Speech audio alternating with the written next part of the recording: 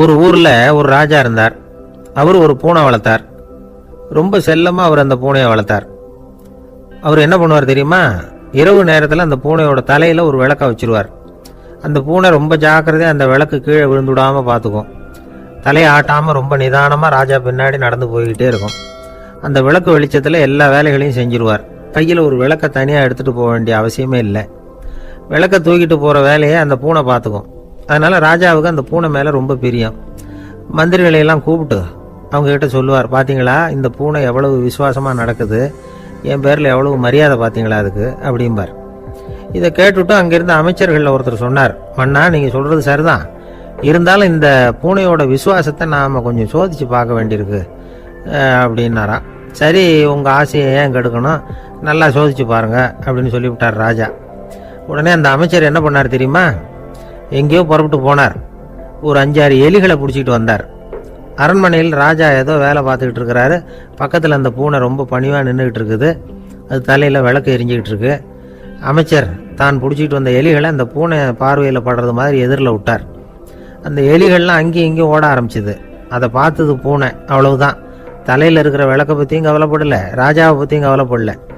ஒரே பாய்ச்சலாக பாஞ்சு எலிகளை துரத்த ஆரம்பிச்சுட்டுது. தலையில் இருந்த விளக்கு எங்கேயோ போய் விழுந்தது, அணைஞ்சு போச்சு. இருட்டில் ராஜா தடுமாற ஆரம்பிச்சுட்டார். இந்த சமயத்தில் அந்த அமைச்சர் மறுபடியும் விளக்கை ஏற்றினார். வெளிச்சம் வந்தது. அதுக்கப்புறம் அந்த அமைச்சர் பேசினார், அரசே, பூனையோட விசுவாசத்தை பார்த்தீங்களா? எலி அது கண்ணில் படுற வரைக்கும் தான் விசுவாசமாக இருந்தது. அது மாதிரி எலியை பார்த்ததும் எல்லாத்தையும் விட்டுட்டு அதை துரத்த ஆரம்பிச்சுட்டு பார்த்தீங்களா? தான் அந்த பூனையை பற்றி நினைச்சது தப்புங்கிறது அதுக்கப்புறம் தான் அந்த ராஜாவுக்கு புரிஞ்சுதான். சரி, இப்போ எதுக்கு இந்த கதையெல்லாம் அப்படிங்கிறீங்களா? இந்த பூனை மாதிரி தான் நம்ம மனசும்.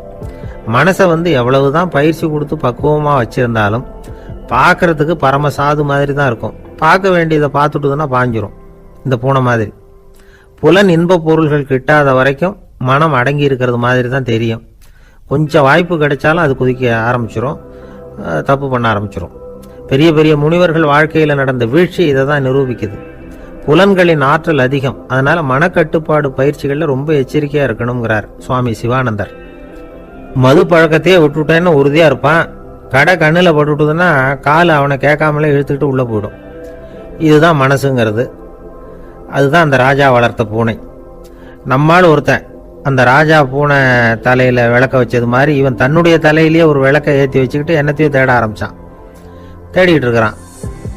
தலையை ஆட்டாம நிதானமா நடந்து ரொம்ப நேரமா தேடிட்டு இருக்கிறான். அந்த சமயம் அங்க ஒருத்தர் என்னத்தை தேடுறீங்கன்னு கேட்டார்.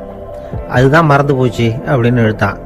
சரி, கொஞ்சம் இப்படி உட்காருங்க, ஞாபகம் வந்ததும் தேட ஆரம்பிக்கலாம் அப்படின்னாரு அவரு. கொஞ்ச நேரம் உட்காந்து யோசிச்சான். அப்புறம் திடீர்னு எழுந்திரிச்சான். ஞாபகம் வந்துட்டுதுன்னா. என்னன்னு கேட்டார். எங்க வீட்டில் இருந்த விளக்க எங்க வச்சேன்னு தெரியல, அதை தான் தேடிட்டு இருக்கிறேன், ஏற்றி வைக்கலாம்னு பாக்குறேன் அப்படின்னா.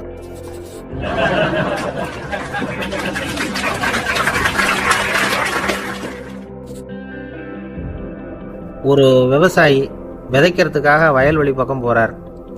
விதைகளை அள்ளி வீசினார். அப்ப என்ன ஆச்சுன்னா, சில விதைகள் பாதை ஓரத்துல விழுந்தது. சில விதைகள் முள் செடிகள் மண்டி இருந்த புதருக்கு இடையில விழுந்தது. சில விதைகள் நல்ல நிலத்துல விழுந்தது. பாதை ஓரத்துல விழுந்த விதை என்ன ஆச்சுன்னா, அதெல்லாம் பறவைகள் கண்ணில் போட்டுட்டுது. உடனே உட்காந்து கொத்தி தின்னுட்டு போட்டுது. அதிகமா மண் இல்லாத பாறை பகுதியில் விழுந்த விதையெல்லாம் லேசா வேர் விட்டு முளைக்க ஆரம்பிச்சுது. அதுக்கப்புறம் வேறு கீழேயும் ஆழமாக போக முடியல. மேலேயும் சூரிய வெப்பம் அதிகம், தாங்க முடியல. எல்லாம் காஞ்சி கருகி போட்டுது. புதர் பகுதியில் சில விதைகள் விழுந்தது இல்லையா, முள் செடிகள் காடாக மண்டி போயிருந்தது. அதனால முளைச்சி வர்ற செடிக்கு நெருக்கடி அதிகமாக போட்டுது. சரியாக வளர முடியல. விளைச்சலும் சரியா இல்லை. நல்ல நிலத்தில் விழுந்த விதைகள் மட்டும் நல்லா முளைச்சிது, நல்லா வளர்ந்தது. விளைச்சலும் பிரமாதமாக இருந்தது. இந்த கதையை சொல்லிவிட்டு கேட்க செவியுள்ளோர் கேட்கட்டும் அப்படிங்கிறார் இயேசு பெருமான். ஆமாம், இயேசு கடலில் நின்ற படகு ஒன்றில் உட்காந்துருக்கிறார். கடற்கரையில் ஏராளமான மக்கள் உட்காந்துருக்கிறாங்க. அந்த சமயத்தில் தான் இயேசு ஓமைகள் மூலமாக மக்களுக்கு பல உண்மைகளை சொல்லிட்டு இருக்கிறார். மக்கள் அந்த கதையை கேட்டுட்டு ஒன்றும் புரியாமல் முழிக்கிறாங்க. அதை கவனித்த இயேசு அந்த ஓமையை விளக்க ஆரம்பித்தார். இதில் அந்த விதைக்கிறவர் தான் இறைவன். அவருடைய வார்த்தைகளை விதைக்கிறார். அந்த வார்த்தைகளை கேட்கிற மக்கள் அந்த விழுந்த விதைகள் மாதிரி 4 வகையானவர்கள். சில பேர் பாதை ஓரத்தில் விழுந்த விதைகள் மாதிரி இறைவன் வார்த்தைகளை அவங்க கேட்குறாங்க. ஆனால் தீய எண்ணங்கள் செய்கைகள் மூலமாக விதைக்கப்பட்ட வார்த்தைகள் அழிஞ்சு போடுது. இறைவன் வார்த்தைகளை கேட்ட உடனே மகிழ்ந்து போய் உடனே சில பேர் அதை ஏற்றுக்கிறாங்க. இவங்கெல்லாம் அந்த பாறை பகுதியில் விழுந்த விதைகள் மாதிரி. அதனால் இவங்கெல்லாம் வேறு இல்லாதவங்க. கொஞ்ச காலத்துக்கு இறை வார்த்தைகளுக்கு கீழ்ப்படிந்து நடப்பாங்க. அதனால் ஏதாவது இடைஞ்சல் ஏற்பட்டால் உடனே தடுமாறுவாங்க. தங்கள்கிட்ட இருக்கிற நல்ல பண்புகளை விட்டுட்டு பாவ வழிகளுக்கு போயிடுவாங்க. முள் செடிகளுக்கு இடையில விழுந்த விதைகள் மாதிரி உள்ளவங்க யாருன்னா, இவங்களுக்கு உலக கவலை உண்டு, செல்வத்தின் மீது மயக்கம் உடையவர்கள். உலக ஆசைகள் இவங்களுக்குள்ள பூந்துடுறதுனால அங்கே இருக்கிற நல்ல பண்புகள் மறைஞ்சு போயிடுது. அதனால் அவங்களும் உபயோகம் இல்லாதவங்களா ஆயிடுறாங்க. நல்ல மனிதர்கள் நல்ல நிலத்தில் விழுந்த விதைகளுக்கு ஒப்பானவர்கள். இவங்க இறை வார்த்தையை கேட்குறாங்க, அதை ஏற்றுக்கிறாங்க, அவங்களும் நல்லபடியாக வாழுறாங்க, அடுத்தவங்களுக்கும் உபயோகமாக இருப்பாங்க. இதுதான் இயேசு சொன்ன விளக்கம். நல்ல வார்த்தைகளை கேளுங்கள், நல்ல வார்த்தைகளை ஏற்றுக்கொள்ளுங்கள், அடுத்தவங்களுக்கு உபயோகமாக இருங்க. இதுதான் பெரியவங்கள்லாம் நமக்கு சொல்லுகிற உபதேசம். ஒரு அப்பா தன்னுடைய மகனுக்கு உபதேசம் பண்ணார். இதை பாருப்பா, நல்ல வார்த்தைகளை கேட்கணும், எப்போதுமே மகன் அப்பா பேச்சை கேட்கறது நல்லது அப்படின்னாராம். நீ ஏதாவது ஒரு தப்பு பண்ணால் என் தலையில் ஒரு முடி நரைச்சி வெள்ளையாக போடும்பா, நீ செய்கிற ஒவ்வொரு தப்புக்கும் என் தலையில் ஒவ்வொரு முடி வெள்ளையாயிடும் அப்படின்னாராம். பையன் யோசிச்சான், அப்பா இப்போதான் எனக்கு புரியுது, தாத்தாவோட தலைமுடி பூராவும் வெள்ளையாக இருக்கிறதுக்கு என்ன காரணம்ங்கிறது எனக்கு இப்போ தான் புரியுது அப்படின்னானா. ஒரு கடைக்கு போனேன், 5 ரூபா பணத்தை எடுத்து கொடுத்தேன். ஒரு தினசரி பத்திரிகையை கேட்டேன். அவர் உடனே அங்கே அடுக்கி வச்சிருந்த பத்திரிகையில் ஒன்று எடுத்து என் கையில் கொடுத்தார். வாங்கிக்கிட்டேன். மீதி பணத்தை எடுத்தார். அதையும் என் கையில் கொடுக்கணும்ல, கொடுக்கல. எதிரில் இருந்த பலகையில் வச்சு எடுத்துக்க சொன்னார். எப்பவும் அவர் அப்படி தான் பண்ணுவார். நானும் எடுத்துக்கிட்டு வந்துடுவேன். இவர் ஏன் இப்படி பண்ணுறாருங்கிறது எனக்கு ரொம்ப நாளாக ஒரு சந்தேகம். ஒரு நாள் அவர்கிட்டயே இதை கேட்டுவிட்டேன். ஏங்க, நீங்கள் உங்கள் கடைக்கு பொருள்கள் வாங்குறவங்களுக்கு நீங்கள் பாக்கி சில்லறையை கொடுக்குறப்போ பலகையில் வச்சு விட்றீங்க, கையில் கொடுக்க மாட்டேங்கிறீங்களே, ஏன் அப்படின்னு கேட்டேன். காசை கையில் கொடுத்தா நம்மக்கிட்ட இருக்கிற லட்சுமி போயிடுவா சார் அப்படின்னார். அதாவது பணம் செலவாயிடும் அப்படின்னு அர்த்தமா. இன்னொரு நண்பர், அவர் ஒரு நாள் வழக்கத்துக்கு மாறாக ரொம்ப சோகமாக உட்காந்துருக்கிறார். ஏங்க என்னாச்சு, ஏன் இப்படி கப்பலே கவிழ்ந்தது மாதிரி உட்காந்துருக்குறீங்க அப்படின்னு கேட்டேன். கப்பலே கவிழ்ந்திருந்தா கூட நான் இப்படி கவலைப்பட மாட்டேன் சார், வேற ஒன்று நடந்து போச்சுன்னார். என்னன்னு கேட்டேன். என் உச்சந்தலையில் பள்ளி ஒன்று விழுந்துட்டுதுன்னார். அதுக்காகவா இப்படி அப்படின்னு ஆச்சரியப்பட்டேன். ஆமாங்க, பள்ளி உச்சந்தலையில் விழுந்தா பலன் என்னன்னு பஞ்சாங்கத்தில் பார்த்தேன், மரணம்னு போட்டிருக்கு அப்படின்னு சொல்லிவிட்டு அவர் தொடர்ந்து கவலைப்பட ஆரம்பிச்சிட்டார். இப்படியும் ஒருத்தர், என் கூட வேலை பார்க்குற ஒருத்தர் எப்படி தெரியுமா, தினமும் வலது காலை வச்சு தான் ஆஃபீஸுக்கு உள்ளே நுழைவார். என்னைக்காவது தவறுதலாக இடது காலை வச்சு உள்ளே வந்துட்டார்னா அன்னைக்கு பூரா மனசு சங்கடப்படுவார், எந்த வேலையும் சரியாக ஓடாது. கேரம் போர்டு ஆடுற ஒருத்தர் எப்போ ஆட உட்காந்தாலும் ஸ்ட்ரைக்கரை கை தவறி கீழே விழுற மாதிரி பண்ணி அதுக்கப்புறம் அதை எடுத்துக்கிட்டு ஆட உட்காருவார். ஏன்னா எப்போ ஒரு தடவை நிஜமாவே அது கை தவறி கீழே விழுந்திருக்குது, அன்னைக்கு பிரமாதமாக ஜெயிச்சுட்டார். உடனே ஒரு முடிவுக்கு வந்துட்டார், கை தவறுனா லாபம் அப்படின்னு. அதுக்கப்புறம் அதையே பழக்கமாக்கிக்கிட்டார். பூனை குறுக்க போனால் சகனம் சரியில்லைன்னு நினைக்கிறவங்க உண்டு. ஆனால் ஒருத்தர் எப்படி தெரியுமா, அவர் வெளியில் கிளம்புற சமயம் பக்கத்து வீட்டு ரேடியோவில் மியாவ் மியாவ் பூனை குட்டின்னு பாட்டு சத்தம் கேட்டால் கூட போதும், சகனம் சரியில்லைன்னு பிரயாணத்தை கேன்சல் பண்ணிவிடுவார். இப்போ இவ்வளவு எதுக்கு சொல்கிறோம்னா, அளவுக்கு மீறின சகுன நம்பிக்கைகள் இருக்கு பாருங்க, இதோட பயமும் சேர்ந்துக்கிட்டதுன்னு வச்சுக்கோங்க, இது ஒருத்தருடைய மனநிலையை பாதிச்சிடும். இது உளவியல் நிபுணர்கள் சொல்கிற கருத்து. வாழ்க்கையே தடுமாற வச்சிரும். பாதுகாப்பு இல்லாத உணர்வு, ஒரு விதமான டிப்ரெஷன் மனநிலை, இதெல்லாம் தான் இதுக்கு காரணமாக அமையலாம். சில பேர் காய்கறி நறுக்க கத்தியை கையில் எடுத்தால் கூட நேரம் சரியாக இருக்கா அப்படின்னு பார்த்துட்டு தான் வேலையை ஆரம்பிக்கிறது வழக்கம். அறிவு தான் மனசுக்கு வாத்தியாராக இருக்கணும், அப்போ தான் வாழ்க்கை நிம்மதியாக இருக்கும். அறிவு மனசு சொல்கிறபடியெல்லாம் கேட்க ஆரம்பிச்சுட்டுதுன்னா இடைஞ்சல் தான். ஒருத்தருக்கு 7ஆம் நம்பர் தான் ராசியான நம்பரான், 7ஆம் தேதி தான் எந்த காரியத்தையும் ஆரம்பிப்பாராம். 7 எழுத்து வர்றது மாதிரி பேரை மாற்றி வச்சுக்கிட்டார். 7 மணிக்கு தான் தினமும் எழுந்திருப்பார். 7ஆம் நம்பர் வீட்டில் தான் குடியிருக்கார். கல்யாணம் கூட 7ஆம் தேதி தான் பண்ணிக்கிட்டார். அவர் ஒரு நாள் குதிரை பந்தயத்துக்கு போனாராம். குதிரையோட பேரையெல்லாம் பார்த்தார். ஒரு குதிரையோட பேர் 7 எழுத்தில் அமைஞ்சிருந்தது. 7 தானே இவருக்கு அதிர்ஷ்ட நம்பர். அதனால் உடனே அது பேரில் பணத்தை கட்டினார். பந்தயம் நடந்தது. என்ன சார் ஆச்சுன்னு கேட்டாங்க. நான் பணம் கட்டின அந்த என்னோட குதிரை 7ஆவதாக சேர்ந்தது சார் அப்படின்னாராம் சோகமா.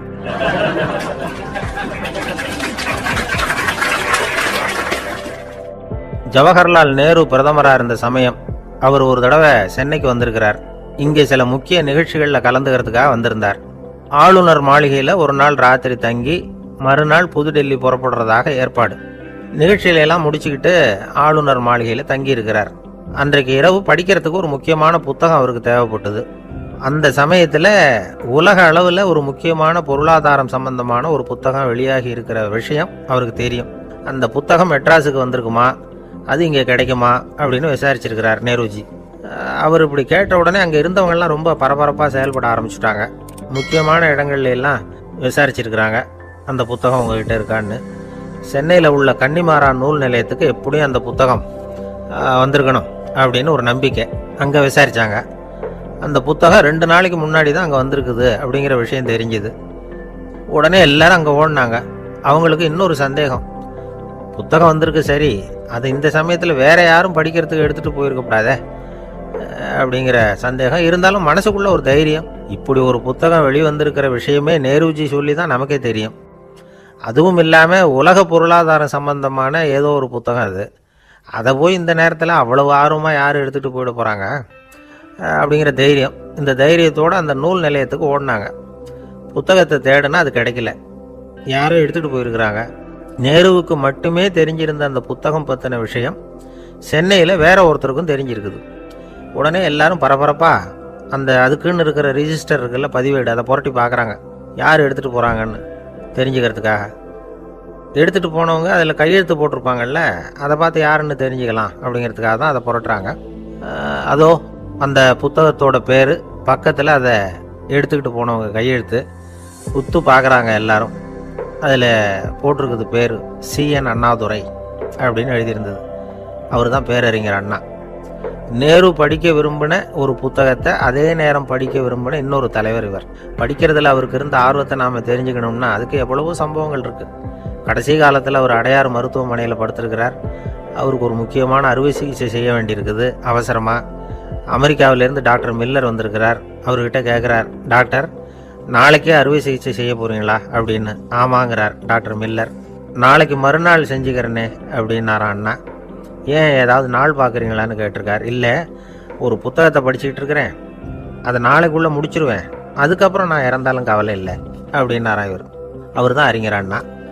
சங்ககால நூல்கள்லேருந்து சமீபத்தில் வந்த நூல்கள் வரைக்கும் எல்லாம் அவர் படிச்சிருக்கிறார். ஒரு திருமண விழாவில் அவர் பேசும்பொழுது சொன்ன விஷயம் இது. சங்க காலத்தில் காதலியை மணக்க விரும்புகிறவனுக்கு அவனுடைய தந்தை வீர சோதனைகள்லாம் வைப்பார். போய் புலிப்பல் கொண்டுக்கிட்டு வா, அப்போ தான் என் பொண்ணை கொடுப்பேன் அப்படின்னு சொல்லுவார். காதலன் உடனே காட்டுக்கு போவான், ஒரு புலியை கொன்று அதனுடைய பல்லை கொண்டுகிட்டு வருவான். அதை வீர பதக்கத்தில் பதிச்சு அவனுக்கு மாமனார் சூட்டுவார் கல்யாண சமயத்தில். இப்போலாம் காதலன் கிட்ட அப்படி சொல்ல முடியாது. இப்போலாம் காதலன் கிட்ட காட்டுக்கு போய் புலிப்பல் கொண்டுகிட்டு வான்னு யாராவது சொன்னால் புலி தான் மாப்பிள்ளையாக வந்து சேரும் அப்படின்னார்.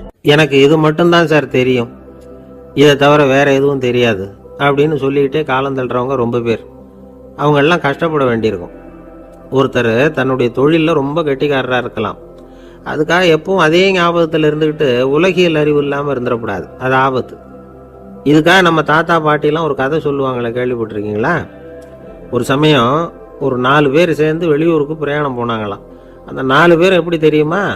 ஒருத்தர் வேதாந்தி, இன்னொருத்தர் சங்கீத வித்வான், 3வது ஆள் வைத்தியர், 4வது ஆள் ஜோசியர். இவங்க 4 பேரும் நண்பர்கள். அதனால சேர்ந்து புறப்பட்டாங்க. வழியில் ஒரு ஊரில் தங்கினாங்க. இருட்டி போச்சு. அதனால் இன்றைக்கி ராத்திரி இங்கேயே தங்கி இருந்துட்டு நாளைக்கு புறப்படலாம் அப்படின்னு தீர்மானம் பண்ணாங்க. சாப்பாட்டுக்கு என்ன பண்ணுறது? அங்கேயே கடத்தெருவுக்கு போய் சாமான்லாம் வாங்கியாந்து சமைச்சு சாப்பிட்லாம்னு முடிவு பண்ணாங்க. 4 பேர் இருக்கிறதுனால ஆளுக்கு ஒரு காரியமாக செய்யலாம் அப்படின்னு வேலையை பிரிச்சுக்கிட்டாங்க. வைத்தியர் கரிகாய் வாங்க போனார், வேதாந்தி எண்ணெய் வாங்க போனார், ஜோசியர் பலசரக்கு வாங்க போனார், சங்கீத வித்வானுக்கு சமைக்கிற வேலை. எல்லாம் சரி, ஆனால் நடந்தது என்ன தெரியுமா?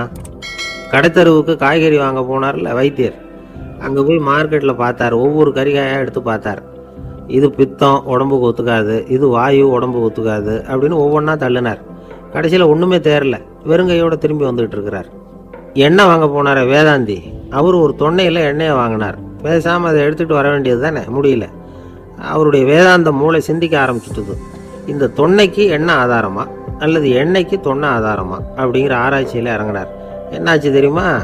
அப்படி கவுத்து பார்த்தார். வாங்கின எண்ணெய் பூராவையும் வழியில் கொட்டிவிட்டு வெறும் தொண்டையோடு வந்து சேர்ந்தார். பலசரக்கு வாங்க போனார் ஜோசியர். அவர் ஒரு வழியில் பார்த்தாரு. வழியில் வந்தவங்களெல்லாம் அங்கங்கே ஒரு மரத்தடியில் உட்கார வச்சு அவங்களுக்கெல்லாம் ஆர்வம் சொல்ல ஆரம்பிச்சிட்டார். அப்படி ஒவ்வொருத்தராக சொல்லி முடிச்சுட்டு கடத்தருக்கு போய் சேர்ந்தார். இவர் அங்கே போய் சேர்றதுக்குள்ளே ரொம்ப நேரம் ஆகிட்டுது. கடையெல்லாம் பூட்டிவிட்டு போயிட்டாங்க. என்ன செய்கிறது? அவரும் வெறுங்கையோட திரும்பி வந்து சேர்ந்தார். சரி, இவங்க கதை தான் இப்படி ஆச்சு. அங்கே சமைக்கிறதுக்காக உட்காந்துருந்தார் சங்கீத வித்வான். அவர் கதை என்னாச்சு தெரியுமா? அங்கே அவர் அடுப்பை பற்ற வச்சு ஒலையை கொதிக்க வச்சார். அதாவது ஒரு பானையில் தண்ணியை ஊற்றி அடுப்பில் வச்சார். அது கொதிக்க ஆரம்பிச்சிது. தண்ணி கொதிக்கிற சத்தம் இருக்குதுல்ல, அது இவருக்கு தாளம் போடுறது மாதிரி இருந்தது. ஒரே குஷி, பாட ஆரம்பிச்சுட்டார். பாடிக்கிட்டே உற்சாகமாக கையில் இருந்த கரண்டியால் அந்த பானையில் தட்டினார், தாளம் போடுறதா நினச்சிக்கிட்டு. அவ்வளவுதான், பானை பட்டுன்னு உடஞ்சி போச்சு. தலையில் கையை வச்சுக்கிட்டு அவரும் உட்காந்துட்டார். எந்த தொழில் தெரிஞ்சாலும் சரி, அதை புத்திசாலித்தனமாக பயன்படுத்த தெரியலன்னா ஆபத்து தான். அதுக்காக தான் இந்த கதை. ஒரு பஸ்ஸு டிரைவர் ரொம்ப கெட்டிக்காரரு. பஸ்ஸை ரொம்ப திறமையாக ஆபத்து இல்லாமல் ஓட்டினதுக்காக பரிசுலாம் வாங்கினவர்.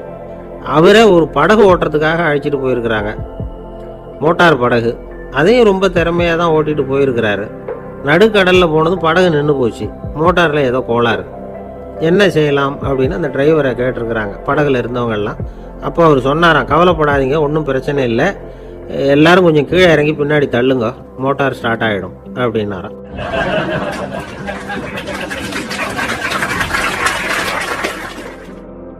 இமயமலை அடிவாரத்தில் ஒரு மடம். அங்கே ஒரு சன்னியாசி இருந்தார். அவர்கிட்ட ஒருத்தர் வந்தார். சுவாமி, ஆசையை உதற நினைக்கிறேன், முடியல, ஒட்டிக்கிட்டே வருது அப்படின்னாராம். இப்படி உட்கார, ஒரு கதை சொல்கிறேன் அப்படின்னு சொல்லி அவர் சொல்ல ஆரம்பித்தாராம்.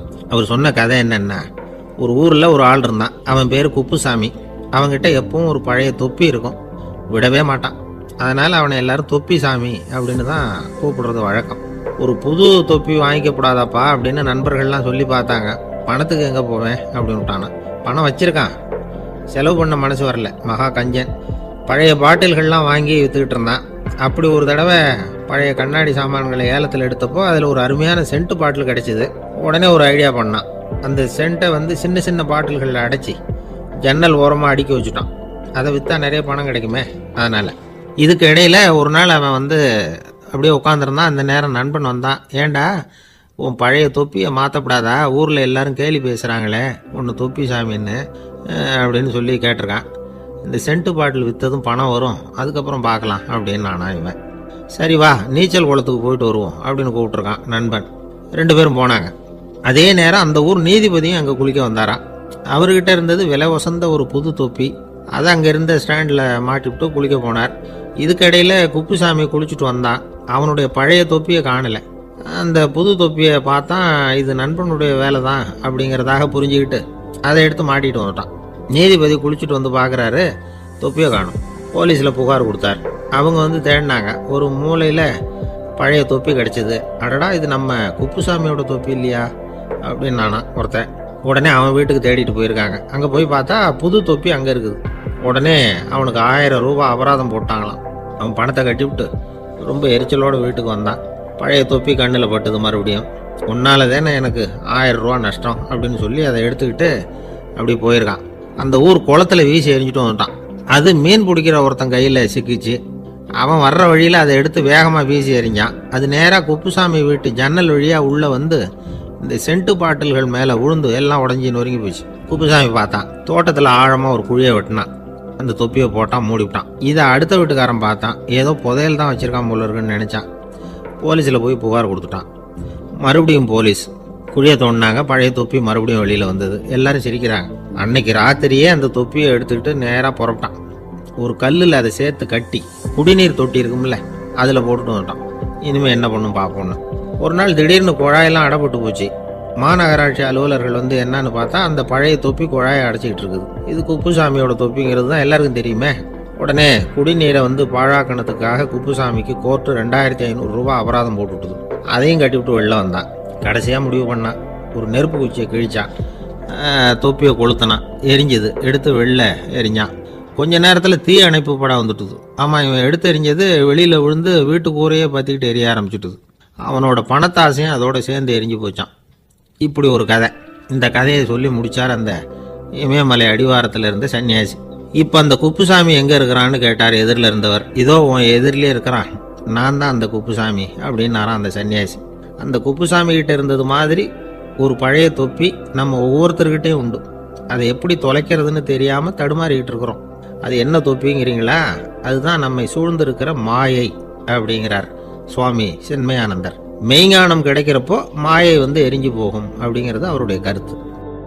வாழ்க்கையில் சில சந்தர்ப்பங்களில் நாம் சில அவமானங்களை சந்திச்சே தீர வேண்டியிருக்கு. என்ன பண்ணுறது, காலம் அப்படி. அவமானப்படுறவங்க உடனே அடங்கி போடுறது தான் உலக வழக்கம். அவமானப்பட்டால் உடனே சீறி எழறவங்களும் உண்டு. ஆனால் அதையே ஒரு சவாலாக எடுத்துக்கிட்டு முன்னுக்கு வர்றவங்களும் சில பேர் இருக்கிறாங்க. அவங்க ரொம்ப அபூர்வம். இன்றைக்கி மனோதத்துவ நிபுணர்கள்லாம் என்ன சொல்கிறாங்க தெரியுமா? அவமானப்பட்டுட்டா உடனே அடங்கி போயிடக்கூடாதான். அதையே ஒரு சவாலாக எடுத்துக்கிட்டு மனசில் ஒரு வைராக்கியத்தோட முயற்சி பண்ணினா வாழ்க்கையில் எல்லாரும் முன்னேறலாம். அவமானம்ங்கிறத நாம் வைராக்கியமாக மாற்றிக்கணும். அதுதான் வெற்றிக்கு வழி. ராமர் இந்த பூமியில் பிறந்ததே ஒரு வைராக்கியத்தினால தான் சார் அப்படின்னார் ஒருத்தர். எப்படிங்க அது அப்படின்னு கேட்டேன். அவர் சொன்னார், தசரதருக்கு ராமர் குழந்தையா பிறக்கணும், அப்போ தான் இங்கே இருக்கிற கஷ்டங்கள்லாம் நீங்கும் அப்படின்னு சர்வ லோகமும் எதிர்பார்த்துக்கிட்டு இருக்குது. ஆனால் அவர் எப்போ பிறப்பார் அப்படின்னு யாருக்கும் தெரியல. அந்த காரியம் சீக்கிரம் நடக்கணுமே, அதுக்கு என்ன பண்ணுறது? நாரதர் வந்தார் ஒரு நாள் தசரதரை தேடி. தசரதா, உனக்கு ஒரு செய்தி தெரியுமான்னு ஆரம்பித்தார். அவர் எப்பவும் இப்படித்தானே ஆரம்பிக்கிறது வழக்கம். என்ன விஷயம்னு கேட்டார் தசரதர். தசரதா, நீ அடிக்கடி உன்னோட தேரில் ஏறிக்கிட்டு தேவலோகத்துக்கு போகிற, அங்கே போகிற வர்ற எல்லாம் பண்ணிகிட்டு இருக்க, எல்லாம் சரி. தேவலோகத்துலேயும் உன்னை நல்லபடியாக தான் வரவேற்கிறாங்க. தேவேந்திரன் உன்னை பிரியமாக அழைச்சிட்டு போய் தன்னுடைய அரியாசனத்திலேயே தனக்கு பக்கத்திலேயே உட்கார வைக்கிறான். நீயும் சந்தோஷமாக உட்காந்து பேசிவிட்டு வந்துடுற. ஆனால் நீ இங்கே வந்ததுக்கு அப்புறம் அங்கே என்ன நடக்குது தெரியுமா உனக்கு அப்படின்னாரான் நாரதர். என்ன நடக்குது எனக்கு ஒன்றும் தெரியலையே அப்படின்னாரான் தசரதர். நாரதர்கிட்ட கிட்டத்தில் கேட்டிருக்கார், கொஞ்சம் சொல்லுங்கள் என்னது அப்படின்னு.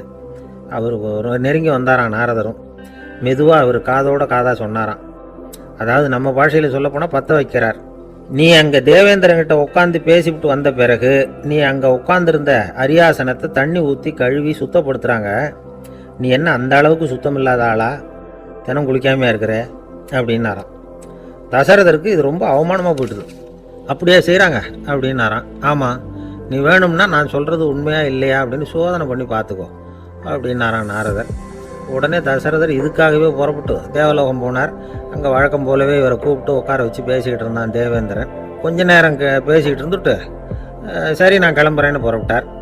சரி, அவனும் வாசல் வரைக்கும் வழி அனுப்பி வச்சுட்டு உள்ளே போயிட்டான். தசரதர் வெளியில் கொஞ்ச நேரம் மறைஞ்சி இருந்துட்டு மெதுவாக உள்ளே எட்டி பார்த்தார் என்ன நடக்குதுன்னு. நாரதர் சொன்னது உண்மைதான். தசரதர் உட்காந்துருந்த ஆசனத்தை அங்கே 2 தேவர்கள் கழுவி சுத்தப்படுத்திக்கிட்டு இருக்கிறாங்க. தசரதரால் இதை தாங்கிக்க முடியல. அவருக்கு ரொம்ப அவமானமாக போச்சு. நேராக கிடுகிடுன்னு தேவேந்திரங்கிட்டே போனார். நான் உட்காந்துருந்த இருக்கையை சுத்தம் பண்ணுறியே, நான் என்ன அந்த அளவுக்கு பாவியா அப்படின்னு கேட்டார். ரொம்ப கோபமாக கேட்டார். தசரதரே, மனுஷனுக்கு 3 கடன்கள் உண்டு. தேவகடன், ரிஷி கடன், பித்ரு கடன். இதை தீர்க்காதவன் பாவியாகிறான். இதில் மகனை பெறுவதால் தான் பித்ரு கடன் தீரும். உனக்கு மகன் கிடையாது, அதனால் நீ பாவியாகிற. பாவி உட்கார்ந்துருந்த இடம்ங்கிறதுனால அதை சுத்தம் செய்ய வேண்டியது எங்கள் கடமை அப்படின்னு நானும் தேவேந்திரன். இந்த இடத்துல தசரதருக்கு ஏற்பட்ட அவமானம் ஒரு வைராக்கியமாக மாறிச்சு. தேவேந்திரனே கேட்டுக்கோ, ஒரு மகனை பெற்ற பிறகுதான் இந்த சபையில் மறுபடியும் அடி எடுத்து வைப்பேன் அப்படின்னு சொல்லிவிட்டு போயிட்டாரான். போய் புத்திர காமேஷ்டி யாகம் பண்ணார். புத்திரர்கள் பிறந்தார்கள். இந்த கதையில் உள்ள கருத்து என்னன்னா, தேவேந்திரன் தசரதரை அப்படி அவமானப்படுத்தலைன்னா அவருக்கு இப்படி ஒரு வைராக்கியம் பிறந்திருக்குமா? யோசிச்சு பார்க்கணும். நமக்கு ஏற்படுகிற சில அவமானங்களையும் வைராக்கியமாக மாற்றிக்குவோம். அப்படி மாற்றிக்கிட்டோம்னா வாழ்க்கையில் முன்னேறலாம். நம்ம ஆளுங்க சில பேர் அவமானத்தை வைராக்கியமாக மாற்றிக்கிறது எப்படி தெரியுமா? நம்மகிட்ட ஒரு பையன் சொன்னான், எங்கள் அப்பா என்னை எல்லாருக்கும் முன்னாடி வச்சு திட்டிவிட்டார், பொறுப்பு இல்லாமல் ஊர் சுற்றுறேன்னு சொல்லி அவமானப்படுத்தி விட்டார். இனிமேல் நீ என் முகத்திலேயே முழிக்காதரா போடான்னு வேற சொல்லிவிட்டார். எனக்கு ரோஷம் வந்துட்டுது. அந்த அவமானத்தை வைராக்கியமாக மாற்றிக்கிட்டேன். அன்னையிலேருந்து அவர் முகத்திலேயே முழிக்கிறது இல்லை அப்படின்னா. அப்படியான்னு கேட்டோம். ஆமாங்க, அவர் வீட்டில் இல்லாத நேரமாக பார்த்து உள்ள சமையல் கட்டுக்கு போய் சாப்பிட்டுட்டு நைஸாக வெளியில் வந்துடுவேன் அப்படிங்கிறான் அவன்.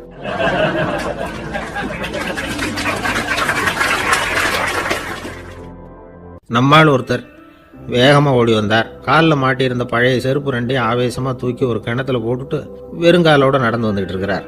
ஏன் அப்படி பண்ணீங்க அப்படின்னு கேட்டோம். அந்த செருப்புக்கு சொந்தக்காரன் வந்து பின்னாடி வந்துகிட்டு இருக்கிறான், அதனால் அப்படி பண்ணேன் அப்படிங்கிறார் இவர்.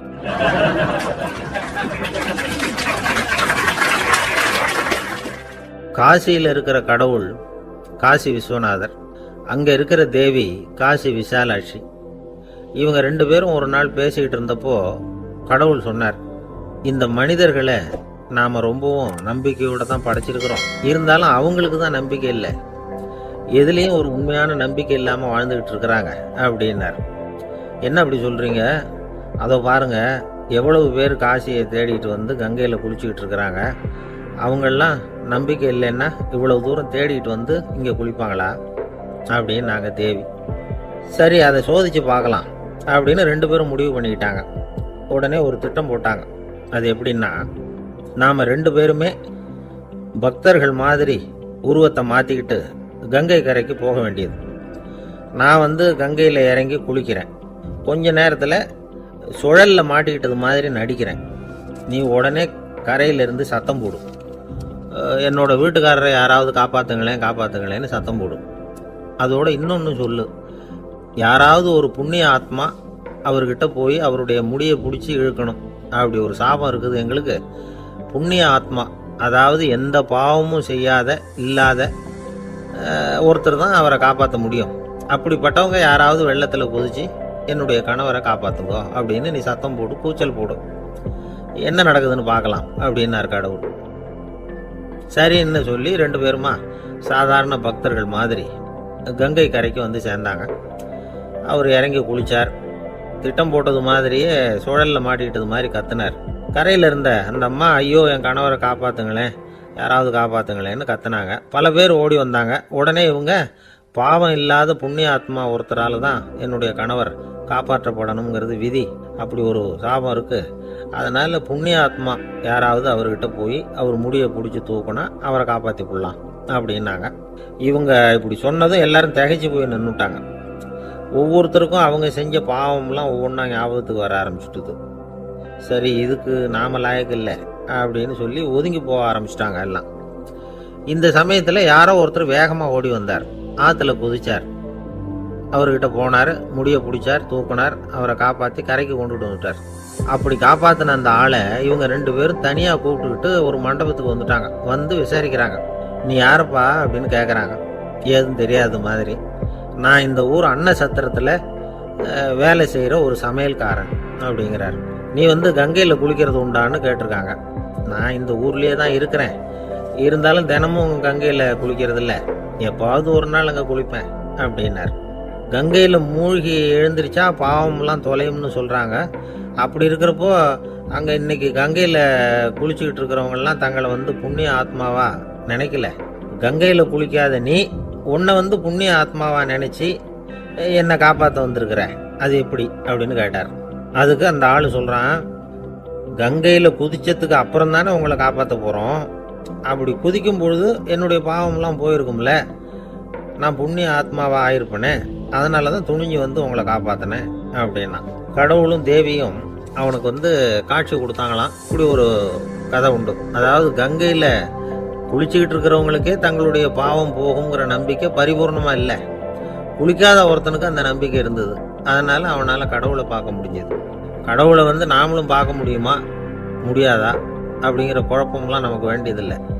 நம்பிக்கையோடு வாழணுங்கிற உண்மையை மட்டும் இந்த கதையிலேருந்து புரிஞ்சுக்கிட்டா போதும். ஏன்னா இந்த கதையை கேட்டுட்டு ஒரு நண்பன் குதர்க்கமாக ஒரு கேள்வி கேட்டான். ஏன் சார், கங்கையில் குளித்தா பாவம் போயிடும்னு சொல்கிறீங்களே, நான் எனக்கு வேண்டாத ஒருத்தனை அழைச்சிட்டு போய் கங்கையிலேயே தள்ளி விட்டுட்டு அதுக்கப்புறம் அங்கேயே முழுக்க போட்டுட்டு நான் செஞ்ச பாவத்தை வந்து அதுலேயே கழுவி விட்டுட்டு மறுபடியும் உங்ககிட்ட வந்துடுறேன்னு வச்சுக்கோங்க, நீங்கள் என்னை வந்து புண்ணிய ஆத்மான்னு ஏற்றுக்குவீங்களா அப்படிங்கிறான்.